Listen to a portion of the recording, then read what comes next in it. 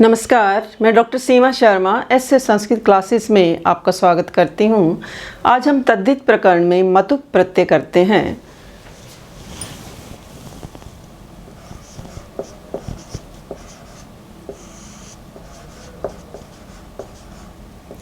इसका मत या वत शेष बचता है। मतुप प्रत्यय का मत और वत हो जाता है। संस्कृत में मतुप एक प्रधान प्रत्यय है। यह तद अस्य अस्ति, वह इसका है, तथा तद अस्मिन अस्ति, वह इसमें है, इन दो अर्थों में प्रयुक्त किया जाता है। और इन्हीं अर्थों में कुछ और भी प्रत्यय विशेषण शब्द बनाने के लिए प्रयुक्त होते हैं, परंतु मतुप प्रत्यय के प्रधान होने के कारण इस अर्थ में प्रयुक्त होने वाले सब प्रत्ययों को मतुप अर्थीय प्रत्यय के नाम से पुकारा जाता है। यानी मतुप के साथ साथ और भी बहुत से प्रत्यय हैं, जैसे इनी प्रत्यय है, ठन है, ठक है, विनी प्रत्यय है। इस प्रकार और बहुत से प्रत्यय हैं जो क्या है कि मतुप अर्थीय प्रत्यय के नाम से जिनको जाना जाता है। तो मतुप का उप क्या है? इत संज्ञक है, केवल इसका मत शेष बचता है। मतुप का क्या है? मतुप का उप इत संज्ञक है, यानी इसके उप की, मतुप के उप की इत संज्ञा हो जाती है और केवल मत शेष रहता है। मतुप का उप क्या है? इत संज्ञक है और इसका केवल मत शेष रहता है। तो यहाँ पर जो एक इसका सूत्र है, तद अस्य अस्ति अस्मिन इति मतुप, तद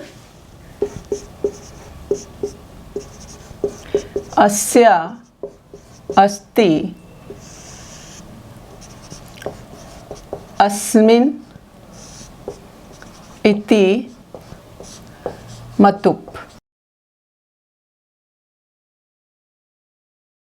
यानी किसमें जिसमें कोई क्वालिटी पाई जाती है। फल कैसा है? रस वाला है। ये कोई व्यक्ति कैसा है? रूप वाला है, ज्ञान वाला है, बुद्धि वाला है।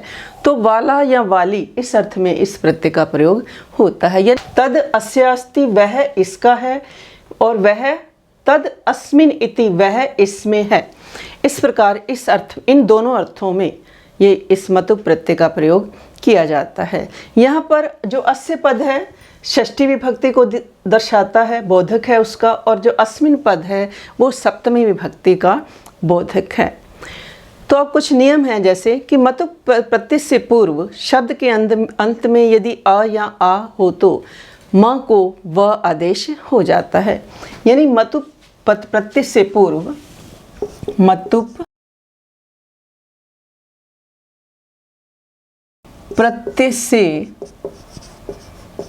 पूर्व यदि आ हो तो इस माँ को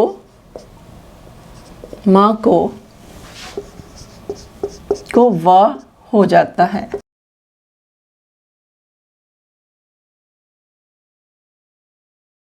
व हो जाता है।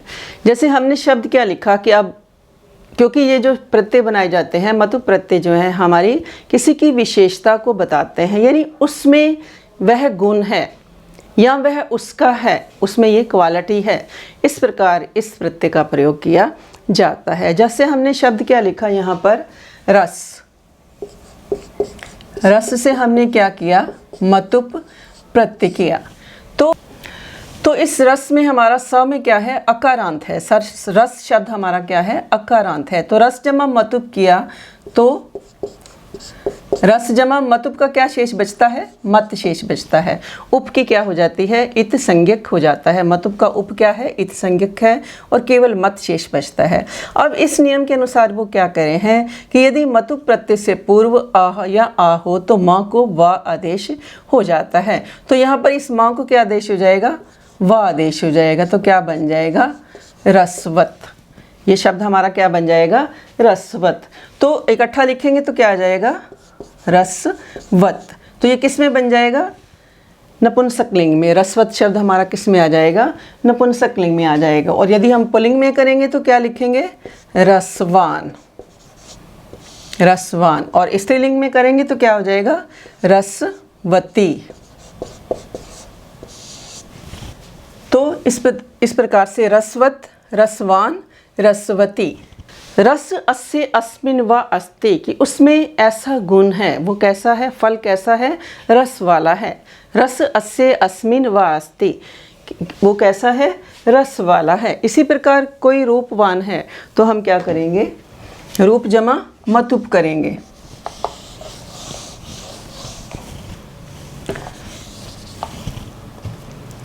तो रूप जमा मतुप किया। रूप मतुप का क्या शेष बचता है, मत शेष बचता है, उपयुक्त संज्ञक है हमारा। अब उसके बाद क्या कहते हैं कि यहाँ पे मतुप प्रत्यय से पूर्व यदि आ है तो इस मत को क्या, माँ को क्या आदेश हो जाएगा, वा आदेश हो जाता है। तो यहाँ पर हमारा क्या बन गया, रूपवत। नपुंसक लिंग में क्या बनाया, रूपवत। पुल्लिंग में क्या बन जाएगा, रूपवान। और स्त्रीलिंग में रूपवती। स्त्रीलिंग में क्या बन जाएगा, रूपवती।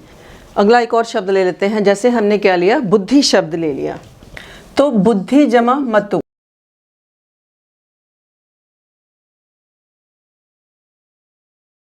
बुद्धि जमा मतुप किया तो यहाँ पर क्या है, ई है, तो तब इसमें कोई परिवर्तन नहीं होगा, मतुप का मत ही शेष बना रहेगा। यानी बाकी जितने भी उस सब जगह माँ को माँ ही बना रहता है। तो यहाँ पर हमने क्या किया, बुद्धि जमा मत, तो नपुंसक लिंग में आ गया बुद्धि मत। पुल्लिंग में किया तो बुद्धिमान। स्त्रीलिंग में बुद्धिमती। स्त्रीलिंग में क्या करेंगे हम, बुद्धिमती। इसी प्रकार और शब्द ले लेते हैं, जैसे विद्या जमा मतुप। तो यहाँ पर क्या है, बड़ा आ है, तो क्या हो जाएगा, यहाँ पर मत को वत हो जाएगा, तो क्या बन जाएगा, विद्यावत। पुल्लिंग में बनाएंगे तो क्या हो जाएगा, विद्यावान। और स्त्रीलिंग में विद्यावती। नपुंसक लिंग में ये हो गया, पुल्लिंग में विद्यावान और स्त्रीलिंग में विद्यावती शब्द हमारा बन जाएगा। तो मकारांत, मकार, आकार, उपधा वाले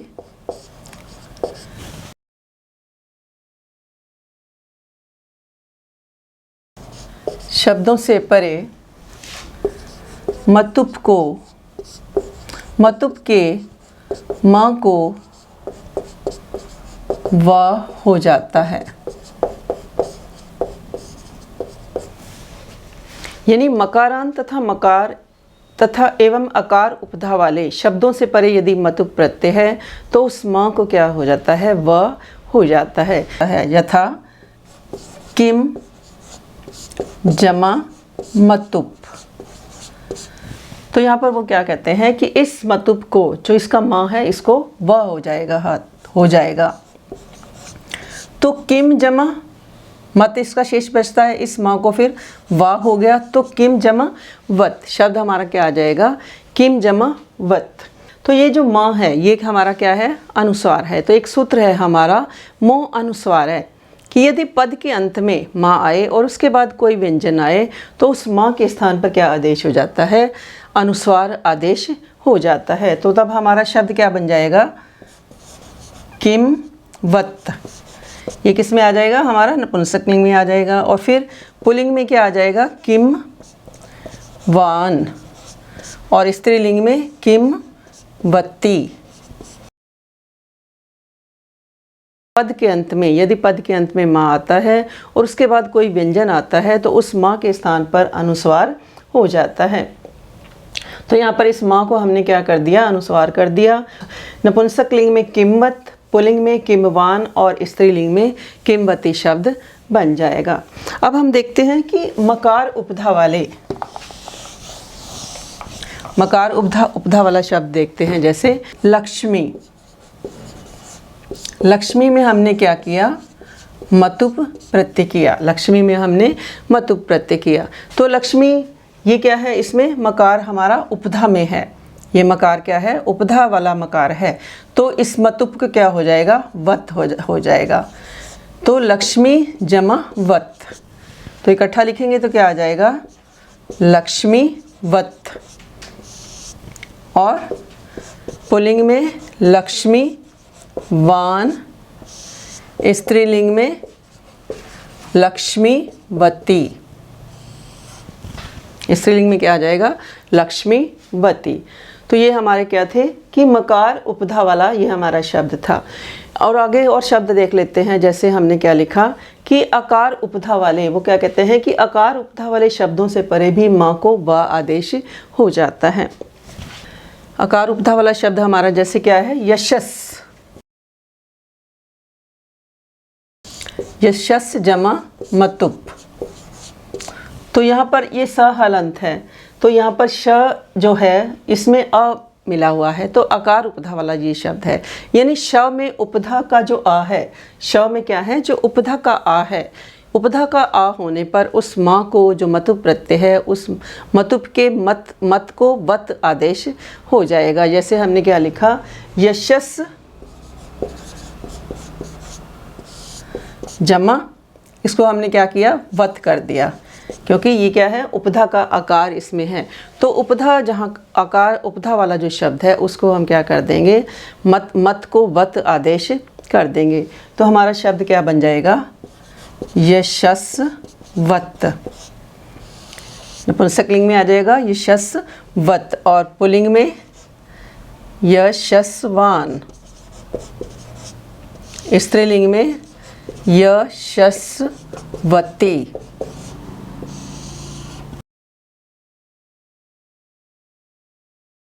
स्त्रीलिंग में क्या आ जाएगा, यशस्वती, यशस्वत, यशस्वान, यशस्वती। तो ऐसे संस्कृत चैनल पर यदि आप नए हैं तो ऐसे संस्कृत चैनल को लाइक करें, शेयर करें और सब्सक्राइब भी करें। और यदि आप कुछ सर्च करना चाहते हैं, जैसे हम मतुप प्रत्यय कर रहे हैं, तो मतुप के प्रत्यय के साथ आप ऐसे संस्कृत लिखेंगे तो पूरा आप चैनल देख सकते हैं। और प्लेलिस्ट में जाकर के जो आप देखना चाहते हैं, संधि, समास, कारक, छंद, जो भी आप देखना चाहते हैं, प्लेलिस्ट में जाकर के भी आप देख सकते हैं। तो एक और सूत्र है, कुछ अपवाद हैं। जैसे अब हमने इससे पहले हमने जो किए थे 2 नियम, ये इसके अलावा कुछ अपवाद हैं, एक्सेप्शंस, कि कुछ ऐसे शब्द हैं जिनके साथ क्या है कि यव, उर्मी, भूमि आदि कुछ शब्दों से परे मतुप प्रत्यय के म को व नहीं होता है। ये कुछ ऐसे अपवाद शब्द भी हैं। यव, उर्मी, भूमि आदि, यानी यव, उर्मी, भूमि आदि शब्दों से परे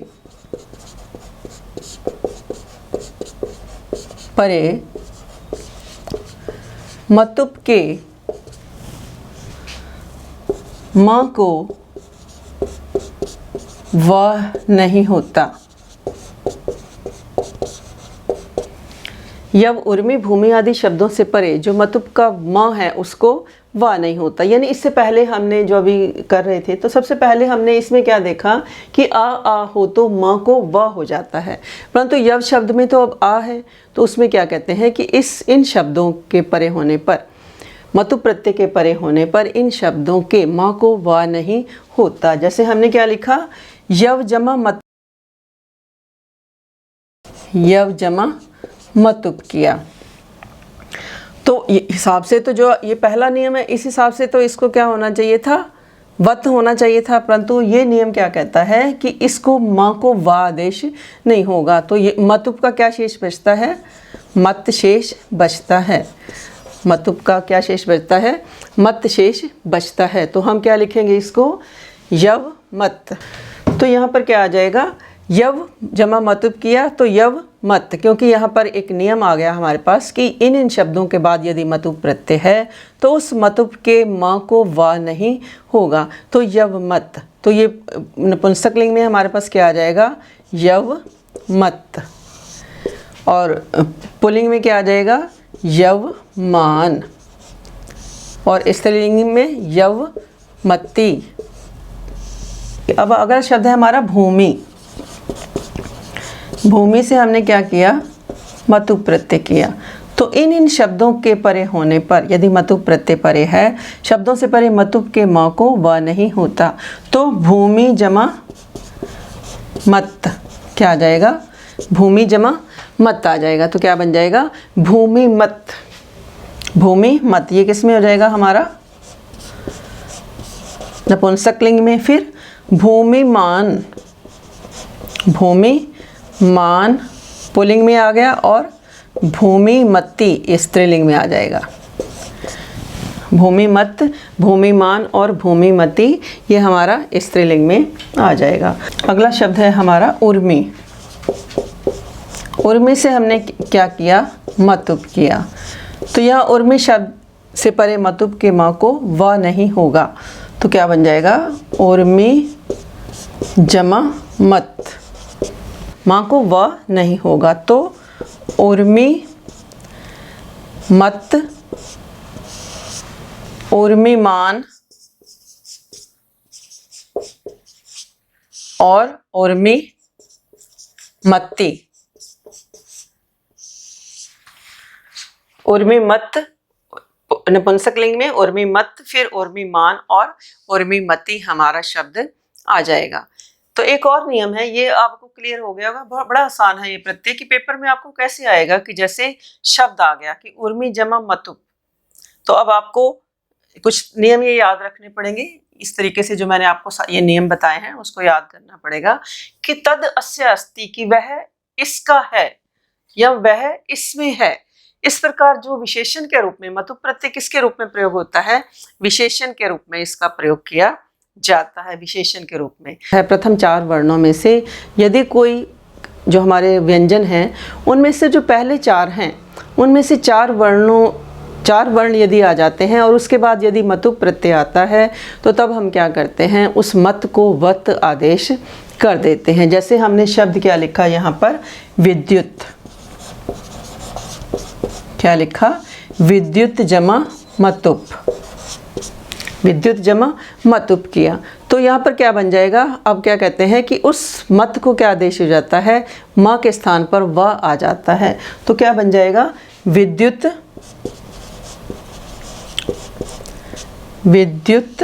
वत। तो यहाँ पर हमारा क्या शब्द आ जाएगा, विद्युत वत। उसके स्थान पर क्या आदेश हो जाता है, माँ के स्थान पर वह आ जाता है। तो क्या बन जाएगा, विद्युत वत। तो इकट्ठा लिखेंगे तो क्या शब्द आ जाएगा हमारा, विद्युत वत, विद्युत वत, विद्युत वत, विद्युतवान और विद्युतवती, विद्युतवती। इस तरीके से हमारे पास ये शब्द आ जाएंगे। तो वाक्य प्रयोग इसका देखते हैं कि इसका ट्रांसलेशन में हम किस प्रकार प्रयोग करेंगे। जैसे हमने क्या कहा कि वह बालक कैसा है, बुद्धिमान है। स बुद्धिमान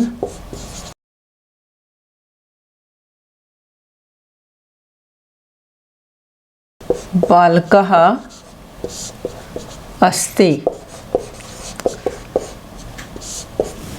कि वह बुद्धिमान बालक है। तो यहाँ पर बुद्धिमान में कौन सा प्रत्यय लगा हुआ है हमारा, मतुप प्रत्यय लगा हुआ है। इसमें हमारा कौन सा प्रत्यय है, मतुप है। तो पुल्लिंग है। अब बालक शब्द हमारा कैसा है, पुल्लिंग में है। तो जो उसका विशेषण है वो भी किस में होगा, पुल्लिंग में होगा। वो विशेषण भी किस में होगा, पुल्लिंग में होगा। अगर कोई स्त्री के बारे में हम कहा जाए कि जैसे कोई आपको फिलिंग द ब्लैंक्स आ जाए कि स कन्या अस्ति। अब इसमें आपने क्या करना है कि बुद्धि जमा मतुप, इसका प्रयोग करना है। तो आपको ये देखना पड़ेगा कि ये हमारा जो विशेषता किसकी बता रही है, स्त्रीलिंग की विशेषता है, किसी स्त्री की विशेषता को बताया जा रहा है, किसी कन्या की विशेषता को बताया जा रहा है। तो स बुद्धिमती, अब मैंने आपको सारे समझाए थे कि पुल्लिंग में कैसे बनेंगे, नपुंसक लिंग में कैसे बनेंगे और स्त्रीलिंग में कैसे बनेंगे। तो हम कैसे लिखेंगे, स बुद्धिमती, बुद्धिमती कन्या अस्ति, कि वह कन्या कैसी है, बुद्धिमान है। तो एक और वाक्य देख लेते हैं कि जैसे, तो वह धनवान है, स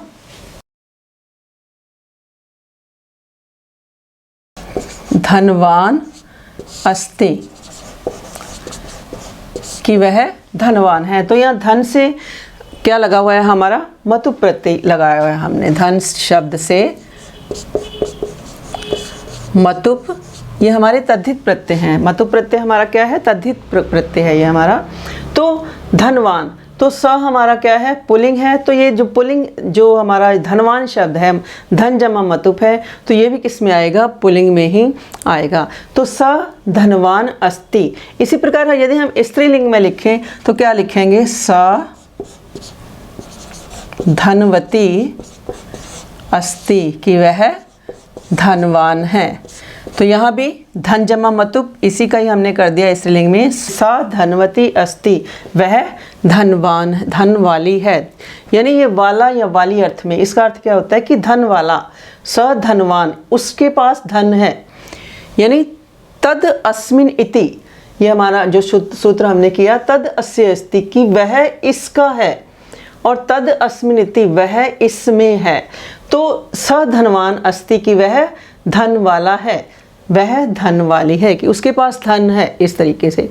और यदि अब यही शब्द हमारा ऊपर वाला जो हमारा है, अब एक व्यक्ति के पास, ऐसा तो नहीं है कि इतनी बड़ी सृष्टि है सिर्फ एक व्यक्ति ही धनवान होगा, तो बहुत सारे व्यक्ति भी धनवान हो सकते हैं। तो तब अगर बहुत सारे व्यक्ति आ जाएं धनवान, तो तब हम क्या लिखेंगे, यहाँ पे वाक्य आ जाए हमारा, ते संति, ते संति, और ऐसे ही प्रत्यय आ जाइए धन जमा मतुप लगाने के लिए। तो अब यहाँ पे आप देखो कि वह हैं क्या है, वो धनवान है। तो यहाँ पर बहुत सारे लोग हैं कि धनवान हैं। तो हमारा जो पुल्लिंग है, ये इसके रूप कैसे चलेंगे, भवत शब्द के समान चलेंगे। यानी पुल्लिंग के रूप कैसे चलेंगे, भवत शब्द के समान चलेंगे, भवान भवंतो भवंतः। तो यहाँ पर क्या आ जाएगा, धनवान धनवंतो धनवंतः, धनवंता, कि वे धनवान हैं। क्या आ जाएगा, अब ते संति, वह हैं। तो बहुत सारे लोग हैं धनवान, तो इसमें भी क्या करेंगे, हम प्रथमा विभक्ति का बहुवचन करेंगे। यानी जिस प्रकार हमारी क्रिया है, करता है, वैसी ही क्रिया है, और वैसा ही क्या होगा, विशेषण होगा। जो विशेषण है पुल्लिंग में है, तो प्रथमा विभक्ति बहुवचन का ही हम उसमें प्रयोग करेंगे। तो ते धनवंतः संति, तो इनके शब्द रूप कैसे चलते हैं हमारे, जो मतुप प्रत्यय के हैं, पुल्लिंग के चलते हैं भवत के समान, भवान भवंतो भवंतः, और स्त्रीलिंग में नदी के समान, तथा नपुंसक लिंग में जगत की तरह ये शब्द रूप हमारे चलते हैं। अब अगर आ जाए कि दो व्यक्ति धनवान हैं, तो तब हम क्या लिखेंगे, तौ, यहाँ पर क्या आ जाएगा, स्त। अब दो व्यक्ति धनवान हैं तो हम द्विवचन में करेंगे, तौ स, धन जमा मतुप, यहाँ पे ऐसे ही करना है, ये धन जमा मतुप प्रत्यय पेपर में आ गया। तो यहाँ पर आपको इसको भरना है, फिलिंग द ब्लैंक्स को क्या करना है, पूरा करना है, इसमें एक शब्द लिखना है। कितने व्यक्ति धनवान हैं, दो, द्विवचन में। तो हमारा जो विशेषण है वो भी क्या आएगा, द्विवचन में ही आएगा। तो क्या हो जाएगा, धनवंतौ। तो पुल्लिंग में हमारे ये कैसे चलते हैं, भवत की तरह चलते हैं, स्त्रीलिंग में नदी की तरह, और नपुंसक लिंग में जगत शब्द की तरह रूप चलते हैं।